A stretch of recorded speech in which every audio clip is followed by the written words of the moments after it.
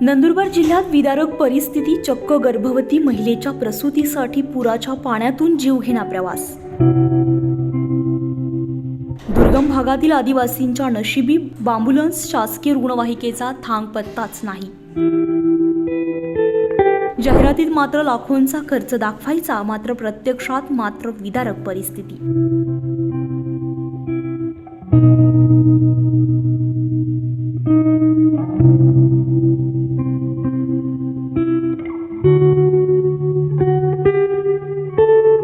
खुटवडा ते कुडब्यापाड्या गावाला जाण्यासाठी रस्ता नसल्यानं जीव धोक्यात घालून गावकऱ्यांना पुराच्या पाण्यातून प्रवास करावा लागतोय।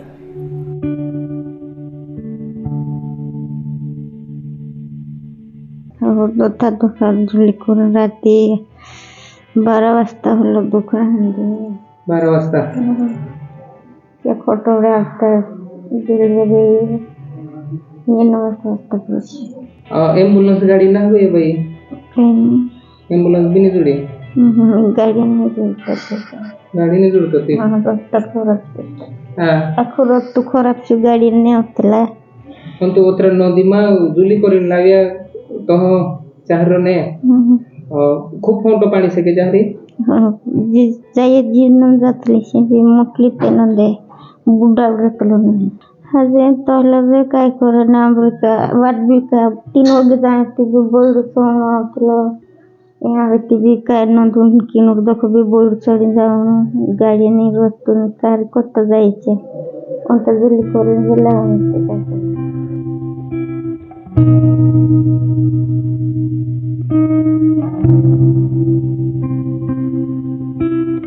स्थानिक लोकप्रतिनिधी आणि आरोग्य विभागाच्या दुर्लक्षामुळे आजही अक्राणी आणि अक्कलकुवा तालुक्यातील अनेक गावांना जाण्यासाठी रस्ता नाहीये। पंतप्रधान ग्राम सडक योजना, ग्रामीण रस्ते विकास, पंचायत समिती बांधकामाचे रस्ते फक्त कागदावरच का? प्रत्यक्षात मात्र परिस्थिती वेगळी आहे। नंदुरबार जिल्ह्यातील अधिकारी आणि कर्मचारी यांना सोयीसुतक नसल्यामुळे अशी गत झाली असावी असं म्हणता येईल। क्लास 1 दर्जाचे प्रशासकीय अधिकारी येऊनही नंदुरबार जिल्हा आजही संपूर्ण राज्यात मानव विकास निर्देशकांत सर्वात खालच्या भागात गणला जातोय। सदर माता आपल्याकडे 10 वाजता आली असून ठीक आहे, सदर माता आता स्टेबल आहे, ठीक आहे। बच्चू फिमेल बेबी आहे 400 ग्रॅमच्या, ठीक आहे। तरी माताला आपण प्राथमिक औषधोपचार दिला आहे। सदर गावापर्यंत आपली गाडी संपर्क तुटणाऱ्या गावासुद्धा आपली गाडी ॲम्ब्युलन्स आपण जिथं गाडी पोहोचते तिथून आपली गाडी तिथे पोहोचून उभी असते।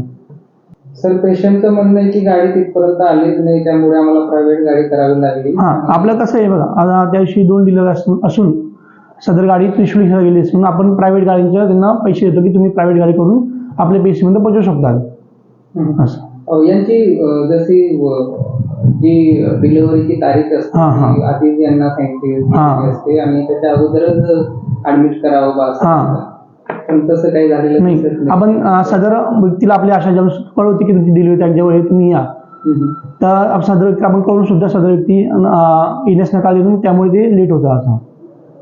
सदर व्यक्ती आपण कळवतो की तुम्ही या डिलिव्हरी जेवढ आली तुमची तर 3 दिवस आपल्या आपण त्यांना बोलून घेतो, PHला आपण जमा करतो, तर जेवणाच्या राहण्याच्या खाण्याच्या सगळा खर्च आपण इथं देतो त्यांना, जेवण सगळं भेटते आपल्याला।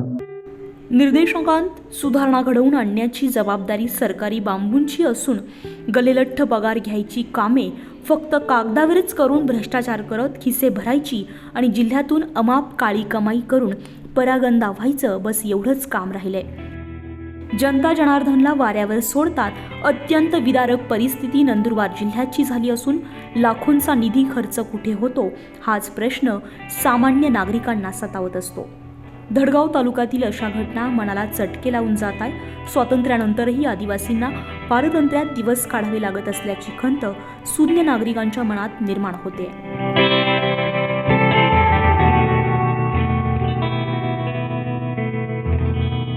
24 लाईव्ह महाराष्ट्र न्यूजसाठी पंकज आहिरे, नवापूर, नंदुरबार।